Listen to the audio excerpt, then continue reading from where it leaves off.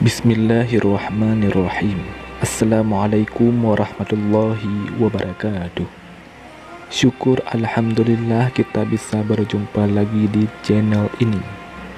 Salawat dan salam selalu dan tetap tercurahkan kepada junjungan kita Nabi besar Muhammad sallallahu alaihi wasallam. Allahumma salli ala sayyidina Muhammad wa ala ali sayyidina Muhammad. Harapan dan doa saya semoga saudaraku semuanya selalu diberikan kesehatan, dilapangkan rezekinya, diampuni dosa-dosanya, dan dipanjangkan umurnya. Amin ya rabbal alamin. Saudara muslim yang dirahmati Allah Subhanahu wa taala, makna mimpi bertemu orang yang sudah meninggal terdengar menyeramkan. Namun, mimpi itu memiliki arti bahwa orang yang sudah meninggal tersebut bisa jadi merindukan kiriman doa dari keluarganya. Bisa jadi juga orang yang sudah meninggal seperti yang hadir dalam mimpi meminta agar keluarga yang masih hidup untuk lebih taat lagi beribadah atau berbuat baik di dunia. Sebagian ulama salaf mengatakan bahawa arwah orang-orang yang mati dicabut bila mereka mati. Begitu pula arwah orang-orang yang hidup dicabut bila mereka tidur. Lalu mereka saling kenal menurut apa yang telah dikehendaki oleh Allah Subhanahu wa taala. Allah Subhanahu wa taala berfirman, Allah memegang jiwa orang ketika matinya dan memegang jiwa orang yang belum mati di waktu tidurnya. Maka dia tahan jiwa orang yang telah dia tetapkan kematiannya. Quran Surat Az-Zumar ayat 42. Ibnu Katsir dalam tafsirnya menerangkan bahawa arwah orang yang telah mati dan melepaskan arwah orang yang hidup sampai waktu yang ditentukan. Berkaitan dengan mimpi bertemu orang yang sudah meninggal, banyak ulama yang mengalaminya.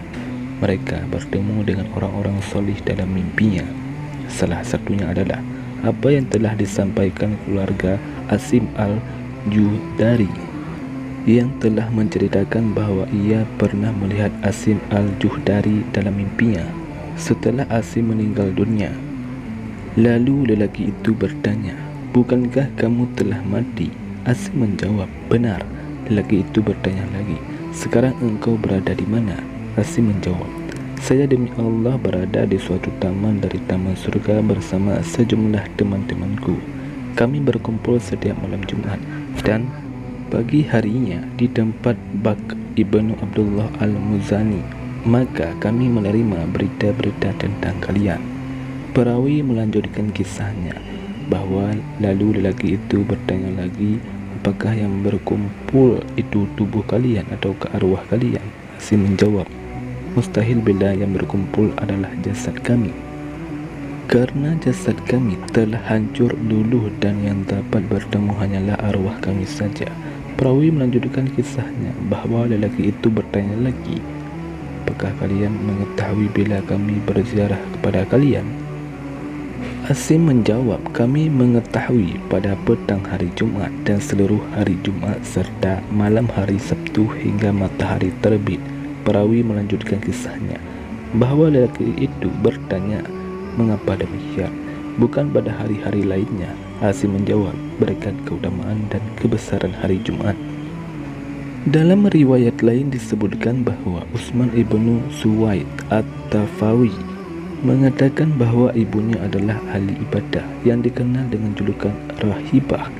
Ketika ajalnya telah dekat, Rahibah mengangkat kepalanya ke arah langit lalu berdoa, "Wahai Tuhan yang menjadi harapan dan dabaanku selama hidup dan matiku, janganlah engkau menjadikan aku terhina saat matiku, dan janganlah engkau menjadikan diriku berasa asing dalam kesentrianku."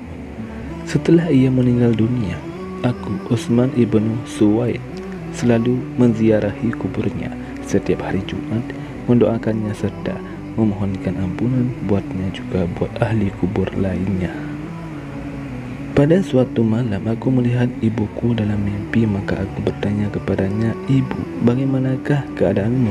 Ia menjawab, "Anakku, sesungguhnya maut itu benar-benar merupakan musibah yang sangat keras. Dan sesungguhnya aku, segala puji bagi Allah, benar-benar ada di alam barzah yang terpuji, yang penuh dengan bau yang harum, dan dihamparkan padanya kain sutra yang tebal dan yang tipis sampai hari berbangkit nanti. Aku bertanya kepadanya, apakah engkau mempunyai keperluan? Ia menjawab, iya. Aku bertanya, keperluan apa? Ia menjawab, janganlah engkau meninggalkan kebiasaanmu menziarahi kami dan mendoakan bagi kami, karena sesungguhnya aku benar-benar merasa gembira dengan kedatanganmu pada hari Jumat. Jika engkau tiba dari rumah keluargamu, maka dikatakan kepadaku, hai Rohibah, inilah putramu telah datang. Maka bergembiralah dengan demikian. Bergembiralah semua orang mati yang ada di sekitarku. Saudara muslim yang dirahmati Allah Subhanahu wa Ta'ala, mimpi kerap disebut bunga tidur, merupakan gambaran atau pengalaman bawah sadar yang melibatkan semua indera sewaktu tidur. Terkadang mimpi itu indah, ada kalanya juga mimpi buruk. Rasulullah SAW memberikan tuntunan kepada umatnya, jika mengalami mimpi yang disukai hendaknya untuk mengucapkan Alhamdulillah atau memuji Allah Subhanahu wa Ta'ala, karena sebenarnya mimpi itu berasal dari Allah Subhanahu wa Ta'ala. Sedangkan jika mendapati mimpi buruk, dianjurkan untuk meminta perlindungan kepada Allah Subhanahu wa Ta'ala, karena bisa jadi mimpi itu dari setan. Hal ini seperti disebutkan dalam hadis yang diriwayatkan Abi Sa'id Al-Khudri bahwa Rasulullah SAW telah bersabda. Dari Abu Sa'id Al-Khudri, ia mendengar Rasulullah SAW bersabda, jika salah seorang di antara kalian bermimpi yang ia sukai, sebenarnya mimpi tersebut berasal dari Allah, maka hendaklah ia memuji Allah karena dan ceritakanlah. Adapun jika ia bermimpi selainnya yang tidak disukai, maka itu berasal dari setan, maka hendaklah ia meminta perlindungan dari keburukannya dan janganlah menceritakannya kepada orang lain sehingga tidak membahayakannya. Hadis riwayat Bukhari. Saudara muslim yang dirahmati Allah Subhanahu wa Ta'ala, demikianlah yang dapat saya berikan pada video kali ini. Semoga kita semua senantiasa memperbanyak berdoa kepada orang tua kita dan saudara-saudara kita, baik muslimin dan muslimat yang sudah meninggal dunia. Semoga kita semua senantiasa mendapatkan perlindungan dari Allah Subhanahu wa Ta'ala, baik di dunia maupun di akhirat kelak. Amin ya rabbal alamin. Wallahu a'lam bissawab. Assalamualaikum warahmatullahi wabarakatuh.